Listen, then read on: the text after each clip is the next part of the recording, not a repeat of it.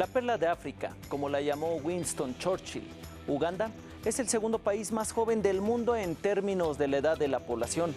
El 80% es menor de 30 años. En el país africano han pasado 4 décadas del sangriento régimen de Idi Amin Dada y los ugandeses están divididos sobre cómo ver a su antiguo líder, que tras perpetrar un golpe de Estado se autonombró presidente. Héroe o tirano, Idi Amin está presente en las mentes de los ugandeses. Para los de más edad, los 8 años que gobernó no evocan más que amargos recuerdos de terror, tortura y masacres. Pero los más jóvenes lo asocian con cualidades más positivas, como la de un constructor o un nacionalista. Ahora, 40 años después, nuestros reporteros volvieron a Uganda para conocer la impresión que dejó aquel régimen al que se le atribuyen alrededor de 300,000 muertes. Esto es Boleto de Vuelta a Kampala.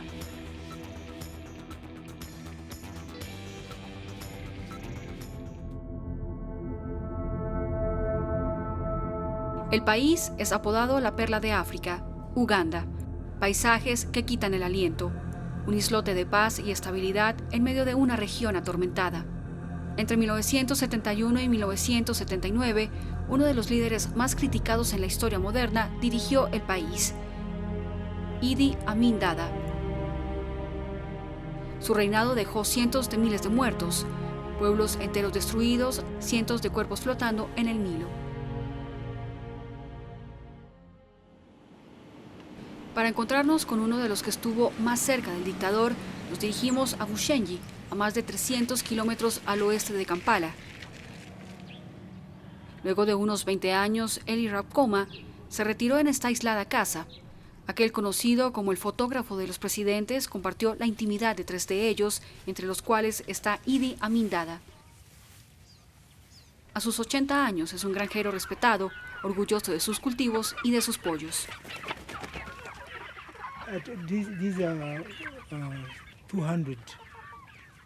Hay 200, pero estoy aumentando la cantidad. Quiero tener más. Eli conoció a Idi Amin mucho antes de su llegada al poder. En esa época no era más que un simple comandante del ejército ugandés. Era un hombre muy amable, pero creo que con el poder, con la posición que llegó a ocupar,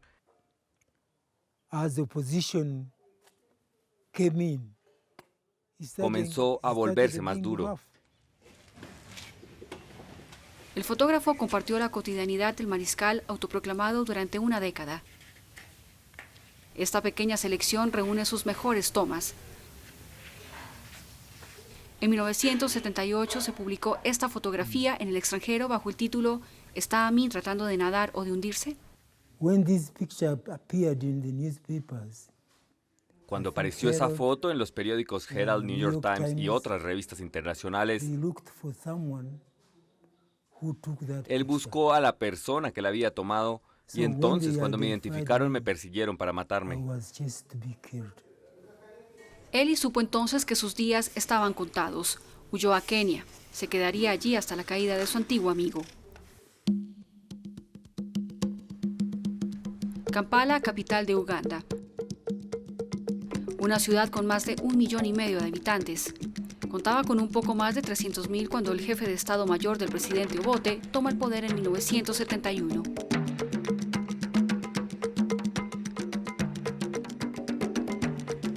En esa época, ambos amigos eran todavía estudiantes. En este café del centro de la ciudad donde se encuentran, esta época no está muy lejos de sus conversaciones.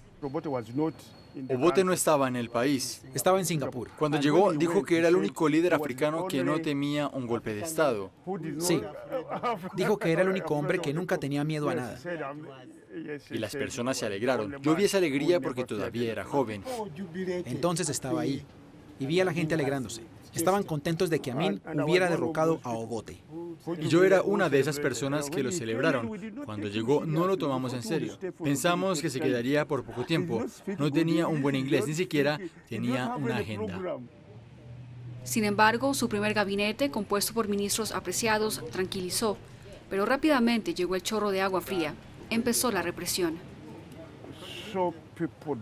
Murieron muchas personas durante esa época. Cuando se escuchaba un disparo de fusil, todo el mundo salía corriendo. Con muchos otros, Daula perdió a mucha gente cercana durante esa época. Dice que nos volvamos a reunir al día siguiente. Quiere mostrarnos el lugar en el que su hermano fue secuestrado. This was a bar, and we used to come here to drink. Aquí había un bar y teníamos la costumbre de venir y tomarnos un trago. Incluso mi hermano lo hacía, venía aquí para beber. Podíamos sentarnos aquí si el resto de las sillas estaban ocupadas. Y entonces hubo una disputa y se lo llevaron. Sin razón aparente, un hombre de Idi Amin captura a su hermano, aquí en esta foto. No lo volvería a ver jamás. Impresionado, Daula Seguya decidió unirse a la oposición.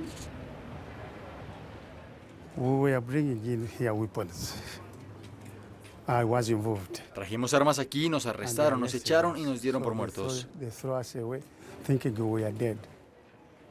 Daula Seguya quedó discapacitado con marcas en su piel.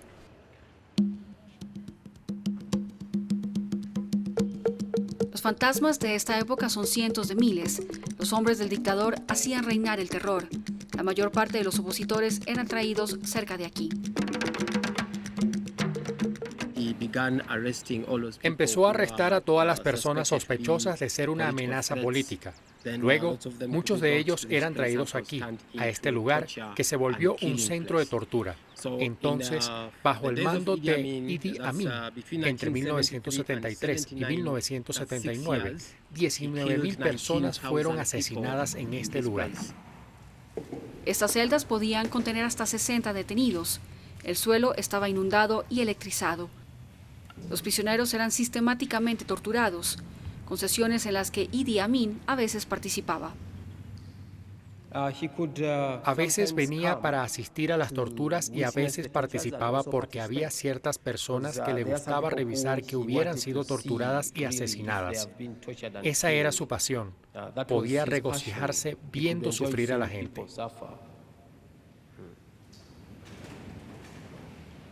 Hoy en día, los murciélagos han reemplazado a los prisioneros.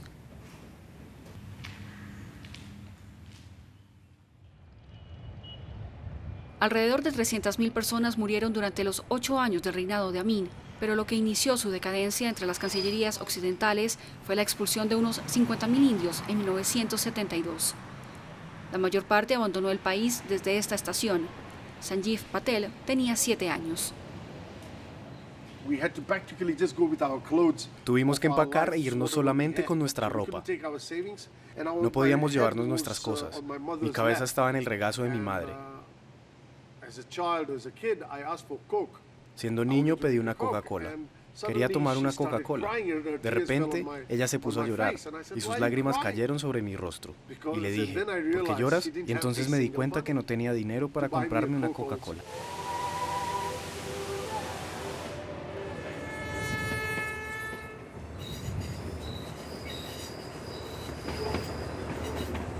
Los bienes de los indios fueron entonces repartidos entre los ugandeses fieles al dictador, pero esta decisión hizo que se desplomara la economía del país. Desde entonces, los indios han regresado a Uganda. Hay alrededor de 25.000. Kampala cuenta con 7 templos hindúes. La pequeña comunidad es el segundo empleador del país después del Estado. Dicen que los indios y los de origen indio contribuimos a casi el 60% de la renta nacional. En tanto indios y de procedencia india, esto es una gran contribución después de lo que ocurrió en el país y después de haber levantado a Uganda. Pero estamos aún más orgullosos de decir que somos más indio-ugandeses que solo indios.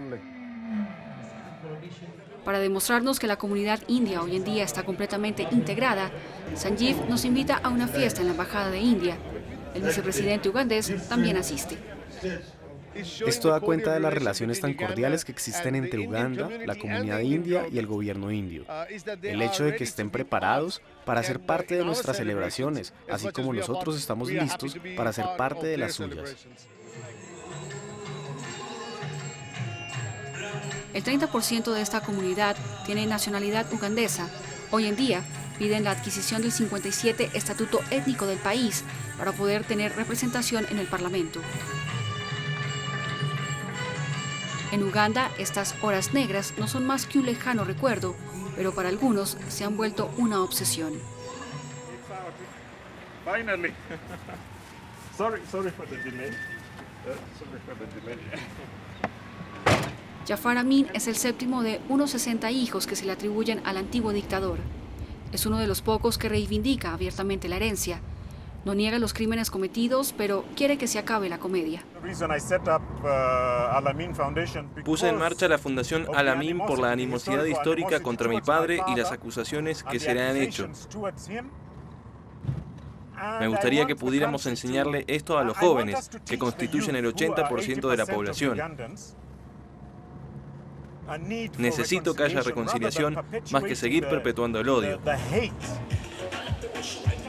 Jafar creció en Entebbe, sede del poder en Uganda.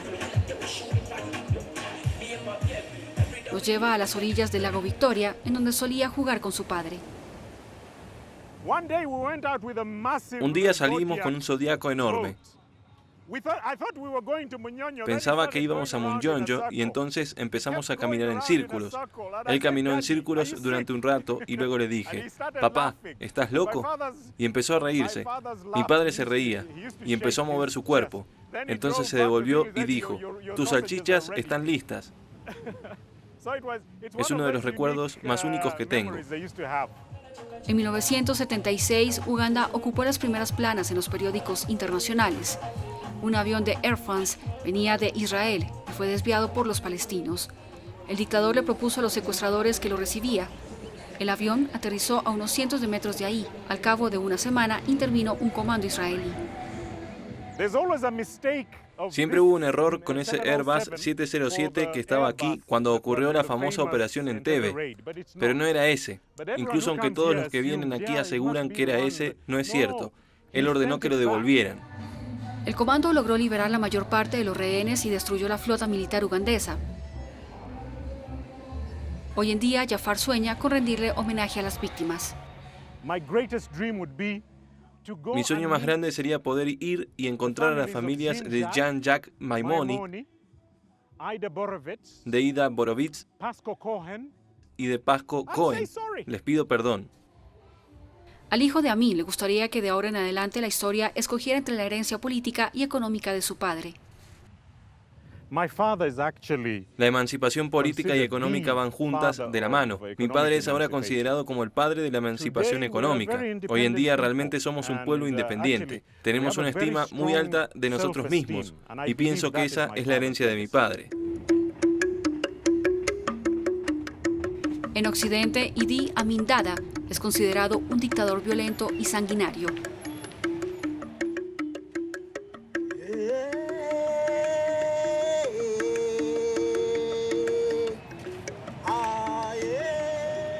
Pero en Uganda, las generaciones jóvenes tienden a olvidarlo y ven este periodo como una era de prosperidad económica. Todo lo que se hizo bajo su régimen fue perfecto.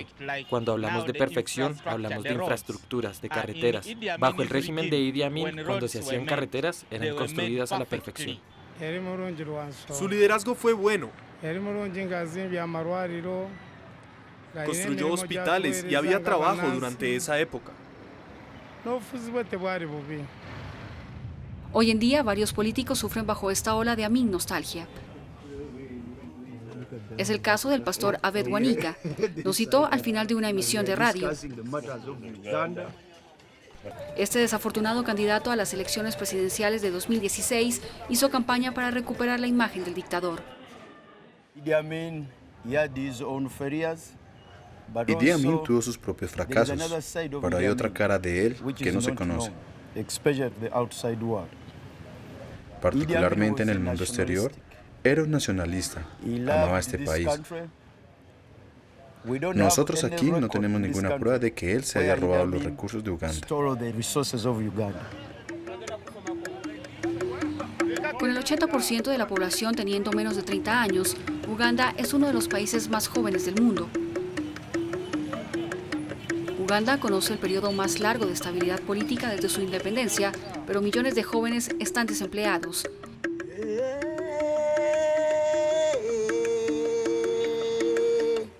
La demografía pornografía se desboca y la corrupción es endémica.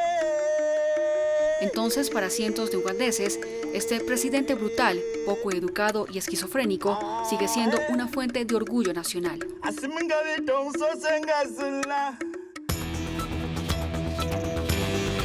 Hasta aquí el boleto de vuelta de esta semana. Si desea ver nuevamente este reportaje, lo invitamos a visitar france24.com.